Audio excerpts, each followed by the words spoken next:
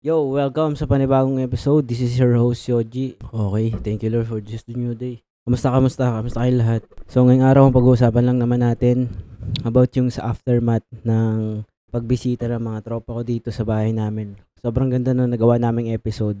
Almost 1 hour yun. Actually, 1.5 hour yun sa phone. Kung hindi ko kinat-cut yun, yung ibang message doon kasi, hindi siya pwede ilabas, hindi siya pwede sabihin. Masyado siyang masyado siyang off, ganun. Pero, yun nga, para sa amin na lang yun. Yun, yung napapanood nyo to mga pare, maraming salamat sa pagpunta nyo dito. Iimbitahan ko kayo ulit na pumunta sa aking munting platform. Pwede tayo mag-podcast ulit, part 2. Sa Jackass dyan, ini-invite ko rin kayo guys kung sino may gusto. At sobrang saya na nangyari. Masaya namin, dami namin napagkwentuhan. Bago yun, lumabas pa kasi kami. Pumunta pa kami dun sa Maple Grove. Sa tingin ko kulang yung isang gabi, yung isang araw na magkakasama kami kasi matagal kaming nakumpleto. Actually, hindi nga kami buo eh. May kulang pa sa amin. Hindi pa kami masyadong kumpleto. Pero yun, kaya sinulit na namin yung pagkakataon na nagkasama-sama. Niyaya ko sila dito mag-podcast and maganda naman yung kinalabasan. Ang dami namin napagkwentuhan. Well, tingin ko uulitin namin siya sa mga susunod na araw, sa mga susunod na panahon. So, looking forward pa rin ako sa mga susunod na mga kasama ko dito. Sa ngayon, nag-iipon pa ako ng mga kagamitan. Kasi, medyo, di ko alam guys, nagulat ako na medyo pricey pala tong pagpa-podcast. Akala ko, video-video lang siya. Akala ko, cellphone lang, to mic, tas okay na pala. Hindi pala. Kasi meron akong gusto makakuhang output outcome. So, tinignan ko yung mga gamit niya. Di pala ganun di pala basta-basta. Well, po-provide yan ni Lord. So, yun nga, looking forward ako sa mga kasama ko dito. Ang dami nagyayaya sa akin at gusto ko silang isama, gusto ko silang ma-invite dito sa right time. Yun, moving forward, nung mga nakaraang kausap ko yung best friend ko at may napag-usapan kami na isang bagay na importante. Sobrang ganda ng reminder niya yun sa akin. Meron kasi kami pinagpipray na isang kaibigan pa na matagal na siya hindi nagkakaroon ng relationship or jowa, sabihin na natin ganun. Ano siya, part siya ng community ng mga LGBTQ TV, yung mga ganyan na magkaroon siya ng lalaki kasi mga babae yung mga nagiging jowa niya eh. Nagkaroon naman siya, tapos sabi nung best friend ko, kulang pala yung prayer, ang pinag-pray lang na magkaroon lang. Hindi na isama yung magkaroon ng maayos, magkaroon ng matino na boyfriend o jowa, ganun. So, kulang. Dapat specific kasi. Yun. So, ang pag-uusapan natin ngayon about being specific on what you pray for o ano yung hinihingi mo. Dapat sobrang specific ka dyan kung ano yung gusto mong hiningi. Connect natin siya sa buhay natin. For example, humingi tayo ng trabaho, humingi tayo ng business. Gusto lang natin magka-business. Pero, top of that, hindi natin hiningi. Pagdating na business, may kasama pala yung stress, may kasama pala yung pressure, may kasamang mga kung ano-anong problema sa loob ng business. Hindi natin hiningi yun. Ang hiningi lang natin yung business.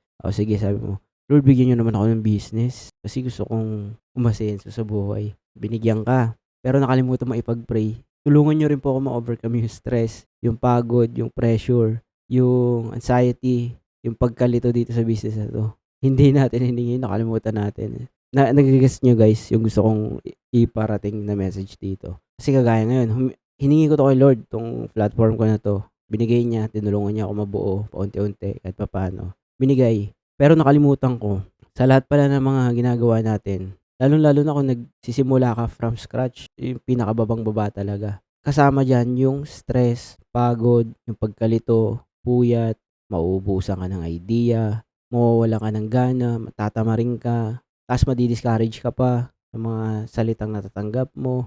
Yung long game kasi ito eh. Nakakainip talaga siya eh. Siyempre tayo gusto natin makuha agad yung resulta na inaasam natin. Kaya nakakainip siya. Hindi ko pala sinama yun sa paghingi ko ng ganito. Kasama pala yun, stress, puyat, pagod na yan.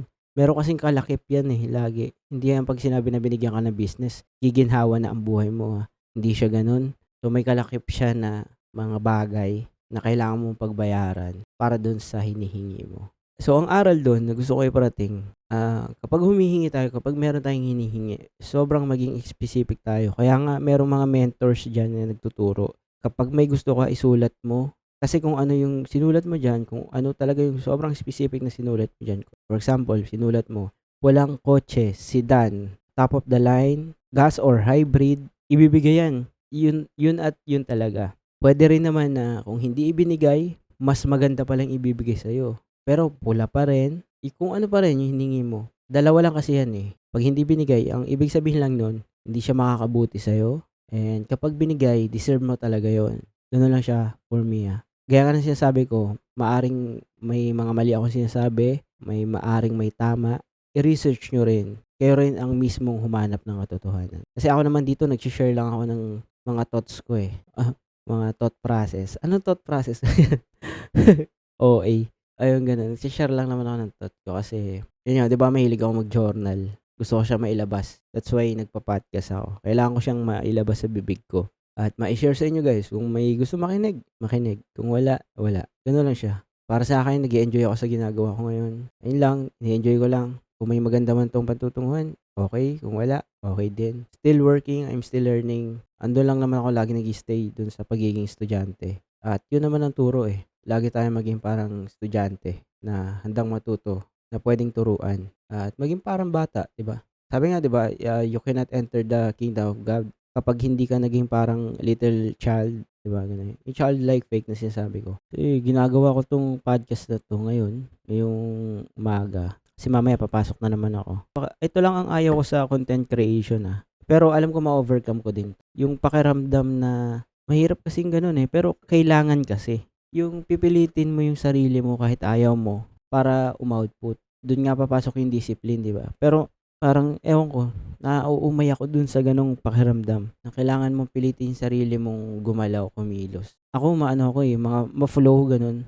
Masabay ako sa flow, sumasabay lang ako sa gusto ko yung trabaho na gano'n, yung flow. Kung nasaan yung traction, sige sabayan mo 'yan. For example ngayon mataas ang energy ko, ano ko talaga yung performance ko mataas din. For example ngayon saktuhan lang, mild lang, kalmado lang ako, chill lang yung vibe ko. Gano'n lang din ako. Ewan ko, hindi kasi ako mapilit na tao. 'Pag ayaw mo, wag mo. 'Pag ayaw mo, wag mo. Gano'n, gano'n, gano'n sa'kin, eh. Parang mabilis akong kausap. Yun nga lagi sinasabi sa'kin, eh, mga kaibigan ko mabilis akong kausap, eh. Ewan ko masamang bagay ba yun o mabuti? I don't know. At hindi ko naman kailangang malaman ng lahat 'no, okey lang yun. And yun nga, yun lang ang ayaw ko sa process na 'to, yung kailangan mo laging itulak yung sarili mo. Pero yun kasi ang key, consistency kasi yun, eh. Yun yung isa sa mga key points ng pagiging consistent. You will do the work even you don't feel like it. Kasi hindi naman tayo nag-ooperate through emotions. Nag-ooperate tayo through our discipline, 'di ba? Wow, English, OA. Wala, masaya ako pero yun lang yung ayaw ko sa part ng pagpu-pursue ko nitong bagay na 'to. And kayo rin ba, gano'n din ba kayo sa business, sa work? Lalo na sa work, 'yan naranasan ko rin naman 'yan. Gano'n din naman sa trabaho, 'di ba? Kapag minsan nga ayaw mo pumasok, eh, pero tatayo ka pa rin. Lalo na 'pag may pamilya ka na, may anak ka na, tatayo at tatayo ka. Gagawin mo pa rin, 'di ba? Kasi may responsibility ka, eh, na kailangan mong mag-provide. Ikaw naman nag-atang niyan sa sarili mo, yung mga bills na 'yan, ikaw ang nag-atang niyan. Sunod lang tayo sa flow. Again, hindi tayo nag-ooperate through our emotions. Nag-ooperate tayo sa discipline natin because ang gusto nating mangyari, hindi tayo mawala ng kahit isang araw man lang. Discipline, consistency, 'yan ang key para maging champion sa buhay. So far so good. Ayun din ang isa sa kagandahan na kapag nagpa-podcast ka, yung meron kang kasama, may kausap. Kahit isa nga lang, okey lang sa'kin, eh, kasi nagbabatuhan kayo ng ideas. So, humahaba at humahaba. Yun ang gusto ko sana. Pero well, 'di naman puwedeng umasa tayo sa ibang tao na lang palagi.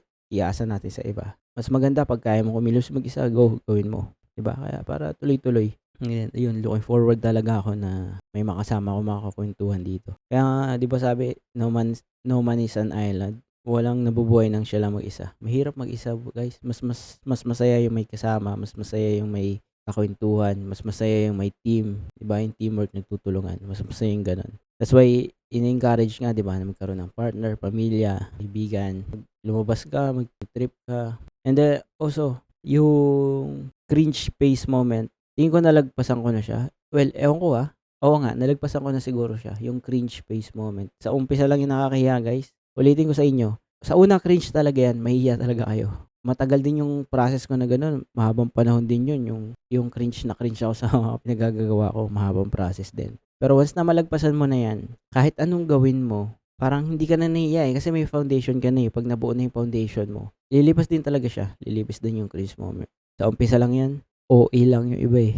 Pinapa-OA lang, pinapa-komplikado lang. At isa pa yun, Hangga't maaari wag natin pakomplikaduhin lalo na kung lalaki. Siguro ang mga lalaki hindi naman 'yan komplikado, eh. Pananamit, pagsasalita, hangga't maaari puwede naman pasimplehin. Simpleng tao lang, puwedeng gano'n. 'Yun lang naman guys ang gusto ko sabihin sa video na 'to.